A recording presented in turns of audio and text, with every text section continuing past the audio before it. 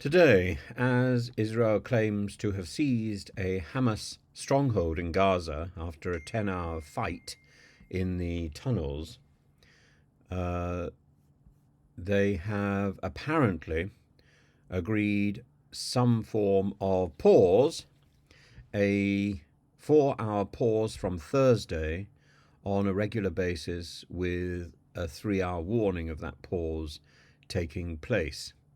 The pauses would allow people to move through two humanitarian corridors, and could eventually, the White House National Security spokesperson John Kirby said they could eventually be used for the release of the hostages as well.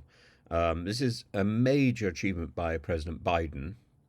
It's not entirely sure. There is some confusion because it's also talking about a 4-hour pause every 3 days, but it also says every day. I think it's a 4-hour pause with 3 hours warning.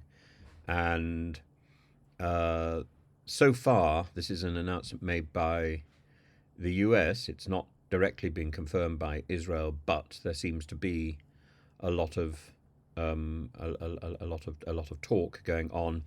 The Hamas negotiators are very cautious and say no deal has been reached with Israel about releasing hostages in any way. And at the same time, I suspect Hamas is more worried about the fact that it's one of its major areas has been destroyed. And this was about 2 miles away from the ShifaHospital, under which Hamas apparently has based its main headquarters. The Israel military say that senior leaders have been hiding there using the hospital facility as a shield. Whether that is true is another matter. It's not been verified by anybody, and it probably will not be known until after the war is over. This is an urban war, a guerrilla war, effectively, and as with any guerrilla war, it's very difficult to tell what is truth and what is not truth. The Biden said of the agreement for these pauses that it's taken a little longer than he'd hoped, but it is a positive movement.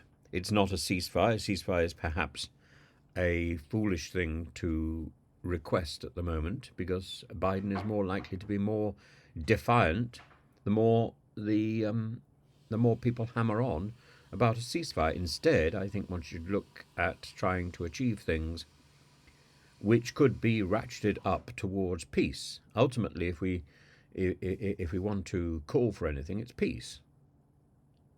And peace is not the same as a ceasefire. Peace is a negotiated agreement between parties. And I think we should be calling for negotiations to begin between the Palestinian Authority and the Israelis as soon as possible. People should be talking, and that should start to happen as soon as possible. At the same time, I think we should be calling for gates to open from Gaza into Israel, and for Israel to demonstrate its humanitarian credentials by taking in refugees, a statement of good intent.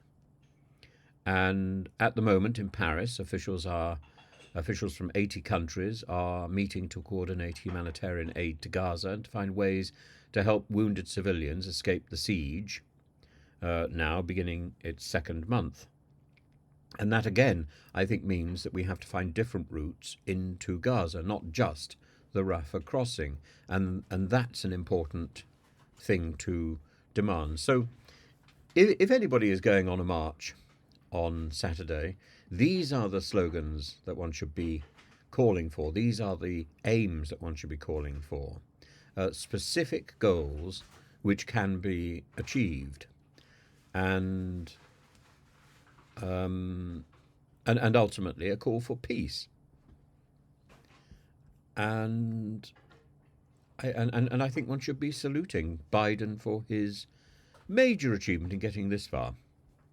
It's not enough, but it's a serious start, and I think it's going to be an uphill battle because I think the Israeli government is intransigent and determined to press on with its objective, and that objective is not terribly clear, despite the fact that Netanyahu said yesterday that he envisaged Israel maintaining the security of Gaza. What that means in practice, God knows.